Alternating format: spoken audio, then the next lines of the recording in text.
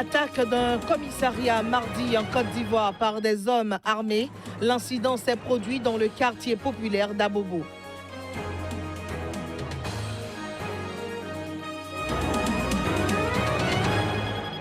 La tension est toujours vive entre les États-Unis et le Venezuela. Nicolas Maduro a lancé des exercices militaires.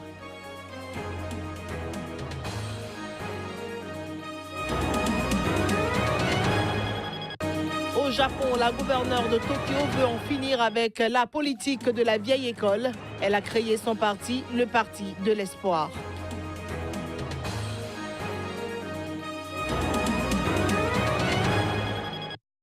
Bonjour à toutes, bonjour à tous, bienvenue dans ce nouveau journal. Panique dans un quartier dans le nord d'Abidjan, Côte d'Ivoire. Des hommes armés ont attaqué un commissariat de police et se sont emparés d'armes dans le quartier populaire d'Abobo. C'était mardi, suivez. En Côte d'Ivoire mardi, Abobo a été le théâtre d'une attaque mettant en panique les populations et même les forces de l'ordre. En effet, des individus armés ont attaqué le commissariat du 34e arrondissement dans le quartier populaire d'Abobo. Aucun dégât corporel n'a cependant été enregistré. Ils ont mis les policiers en fuite. Ils se sont emparés d'armes, à en croire une source sous le couvert de l'anonymat. Cette attaque survient après une série d'autres ces derniers mois. Le 19 juillet, des hommes armés avaient pris d'assaut l'école de police d'Abidjan à Cocody, s'emparant d'armes avant une fusillade avec les forces de l'ordre pendant leur fuite.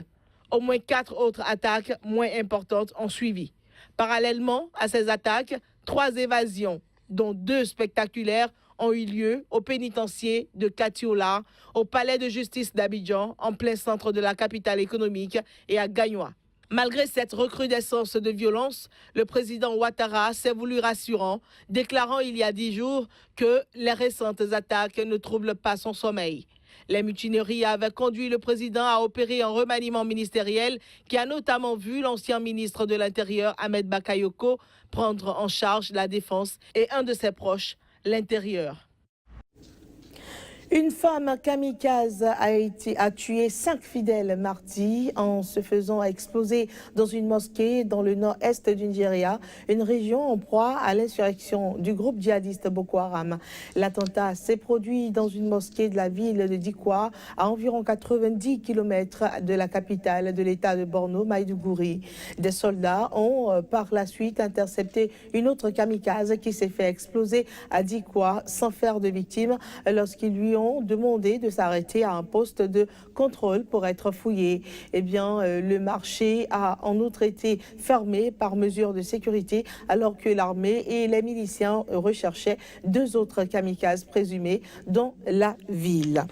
Ce journal se poursuit cap à présent sur l'Angola. Le règne de José Eduardo dos Santos à la tête de l'Angola a donc officiellement pris fin mardi avec la prestation de serment de son dauphin João Lourenço. Le nouveau président pur produit de l'ancien parti unique MPLA au pouvoir depuis l'indépendance en 1975 s'est engagé à promouvoir la stabilité, le bien-être et le progrès social de tous les Angolais. Le nouveau président angolais João Lourenço a prêté serment mardi. Il succède ainsi à José Eduardo dos Santos, qui se retire après 38 ans de règne.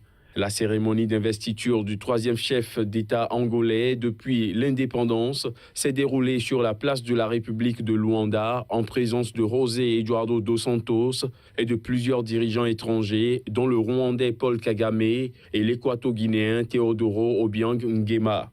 En prêtant serment sur la Constitution à Luanda, João Lourenço s'est engagé à promouvoir la stabilité, le bien-être et le progrès social de tous les Angolais. La tâche s'annonce ardue pour le nouveau président. Son prédécesseur, José Eduardo dos Santos, laisse en effet un pays secoué par une grave crise économique, conséquence de la chute des cours du pétrole, dont l'Angola est l'un des principaux producteurs africains. L'arrivée au pouvoir de João Lourenço, ancien ministre de la Défense, marque la fin d'un règne sans partage de 38 ans de José Eduardo dos Santos. Le président sortant prend la tête du MPLA, le parti présidentiel au pouvoir depuis 1975, qui a remporté haut la main les législatives du 23 août dernier.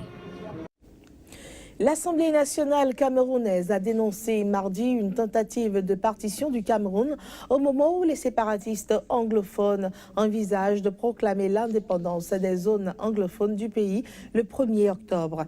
Les membres du bureau de l'Assemblée nationale réunis mardi à Yaoundé dénoncent donc la tentative de partition du Cameroun telle que projetée pour le 1er octobre, écrivent-ils dans un communiqué. Ces membres du bureau de l'Assemblée lancent un appel au dialogue, à la retenue et au bon sens. Les séparatistes anglophones ont prévu de proclamer symboliquement le 1er octobre l'indépendance de l'Ambazonie du nom de l'État qu'ils veulent créer dans 2 régions anglophones sur les 10 que compte le Cameroun. Vendredi donc, les manifestations d'indépendantistes réunissant des milliers de personnes ont eu lieu dans les rues des régions anglophones, alors même que les autorités du Nord-Ouest avaient interdit toute manifestation. Que nous disent l'actualité que nous dit l'actualité au Kenya? La police a dispersé mardi à l'aide de gaz lacrymogène une manifestation de l'opposition contre la commission électorale à Nairobi. Cette manifestation marque, selon l'opposant Raila Odinga, le début d'une campagne pacifique contre l'institution qui a organisé la présidentielle du 8 août, invalidée en justice. Mardi matin, environ 300 partisans de l'opposition se sont rassemblés à proximité des bâtiments de l'IEBC dans le centre de Nairobi, appelant à la démission de son directeur exécutif, Ezra Chiloba, en scandant Chiloba out. L'opposition réclame une réforme en profondeur de la commission électorale, pointée du doigt dans le jugement de la Cour suprême, invalidant le 1er septembre la réélection du président sortant Uhuru Kenyatta. Une centaine de partisans de Kenyatta sont également venus sur place et la police a dispersé les 2 groupes lorsque des pierres ont été lancées. Policiers et manifestants ont ensuite joué au chat et à la souris plusieurs heures durant, la police faisant de nouveau usage de gaz lacrymogène. Un autre rassemblement a eu lieu à Kisumu, un des bastions de l'opposition dans l'ouest du pays. Un mois avant la date prévue pour la nouvelle élection, Raila Odinga a annoncé mardi que cette manifestation marquait le début d'une campagne pacifique afin que l'IEBC accède à ses exigences, dont la démission de plusieurs responsables et un changement de fournisseur du matériel électoral. Sans quoi, a-t-il répété, il boycottera le scrutin. Alors que la campagne électorale s'annonce plus acrimonieuse que la précédente, Uhuru Kenyatta a exclu toute réforme en profondeur de l'institution. La nouvelle élection est prévue pour le 26 octobre. Escalade verbale entre Nicolas Maduro et Donald Trump. La tension ne faiblit pas entre les États-Unis et le Venezuela. Lors d'une démonstration militaire, le président vénézuélien a demandé mardi à ses forces armées de huiler leurs fusils. Face à l'accompagnement d'un déploiement militaire par le président américain, le Venezuela se prépare. Le pays estime avoir été ouvertement menacé par l'empire criminel qui ait jamais existé. Et de ce fait, il se sent obligé de se préparer à assurer la paix sur son territoire. Venezuela no se mete con nadie. Le Venezuela ne se mêle pas des histoires des autres. Il ne bombarde personne. Il ne s'immisce dans les affaires internes d'aucun pays et nous exigeons la même chose pour notre patrie. Nous avons été menacés de façon éhontée par l'empire le plus criminel qui ait jamais existé de l'histoire de l'humanité. Que voulons-nous? Le développement, la prospérité de notre patrie, régler nos problèmes, la paix, la tranquillité. Mais pour que tout cela soit une réalité, nous devons avoir des fusils, des missiles et des tanks bien huilés, préparés avec les plans pour défendre chaque recoin du territoire national si jamais on en avait besoin. Trump a déjà interdit Transar et la compagnie pétrolière d'État PDVSA.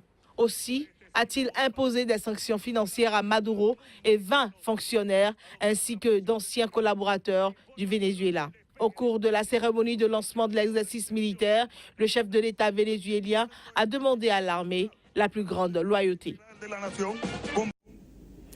Élection primaire sénatoriale aux États-Unis, à conséquence nationale d'ailleurs.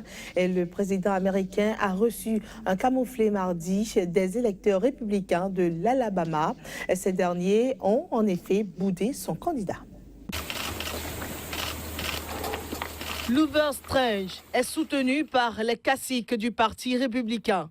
Alors que Donald Trump avait mis tout son poids derrière le sénateur sortant, les républicains lui ont préféré le magistrat chrétien, ultra-conservateur et controversé Roy Moore. Ce dernier, sur 93% des bureaux de vote, obtenait près de 55% des voix. Via Twitter, le président américain s'est empressé de féliciter le vainqueur. Le milliardaire se targuait jusqu'à présent d'avoir fait remporter plusieurs élections législatives partielles. À présent, il se retrouve dans la position redoutée d'avoir misé sur un loser. Anticipant ce revers, Donald Trump avait reconnu que la défaite de son poulain écornerait son image. L'élection sénatoriale elle-même contre le candidat démocrate aura lieu le 12 décembre. Le scrutin de mardi a fait état d'un paradoxe remarquable. Des figures du trumpisme soutenaient le juge Moore, à commencer par l'ex-conseiller du président évincé en août de la Maison-Blanche, Steve Bannon. Le scrutin illustre aussi la menace posée par une frange du monde conservateur en guerre ouverte avec l'establishment du Parti républicain. Pour Steve Bannon, la victoire du magistrat controversé est une démonstration de leur pouvoir de nuisance et un avertissement avant les primaires du printemps prochain en vue des législatives de novembre 2018. Luther Strange, nommé en février par le gouverneur en raison de la vacance du siège, est un conservateur classique qui avait promis sa loyauté aux milliardaires qui désespèrent de voir ses réformes embourbées au Congrès. Mieux connu localement, Roy Moore a bâti sa réputation en défiant les autorités sur la place de la religion dans l'espace public. Désormais investi, il affrontera en décembre le démocrate Doug Jones. En finir avec la politique de la vieille école au Japon, c'est l'objectif que s'est assigné la gouverneure de Tokyo, Yuriko Koike. Elle a fait savoir sa position ce mercredi même pour justifier la création de son parti de l'espoir qui se lance dans la bataille des législatives à venir. La gouverneure de Tokyo, Yuriko Koike, ex-animatrice de télévision, a fait ses débuts en politique de 2001 à 2006. D'abord ministre de l'Environnement, elle est passée à d'autres fonctions, avec à son actif le renversement de la majorité de l'Assemblée de Tokyo avec son mouvement Tomin First, qui signifie les citoyens de la capitale d'abord. Elle est désormais prête à en découdre au niveau national avec son parti de l'espoir, qu'elle préparait en coulisses depuis des mois. Le nom de la formation avait été déposé en février, en même temps que celui d'une école qu'elle a créée pour former des jeunes à la politique. Une politique sans entrave. Une nouvelle politique capable de mener des réformes audacieuses. C'est pour remettre les compteurs à zéro que nous formons aujourd'hui le Parti de l'Espoir. Il n'est bien sûr en rien bénéfique de laisser un vide politique alors que la situation avec la Corée du Nord est ce qu'elle est. Mais le Premier ministre Shinzo Abe a décidé de dissoudre la chambre basse du Parlement et appelle à des élections. C'est donc une chance pour le changement. Le Parti de l'Espoir va changer ce qui doit être drastiquement changé pour que les gens voient l'espoir. Nous ne conservons que ce qui doit être conservé et pas de manière drastique, mais de manière délicate. Shinzo Abe a annoncé lundi qu'il allait dissoudre la Chambre des députés jeudi, ce qui entraîne automatiquement un scrutin législatif dans un délai de 40 jours. Le parti de Koike tente de combler un vide. L'opposition est en miettes. Son principal représentant, le Parti démocrate, vient de changer de président, mais fait face à des désertions. C'est la fin de ce journal que nous vous remercions d'avoir suivi. Au revoir.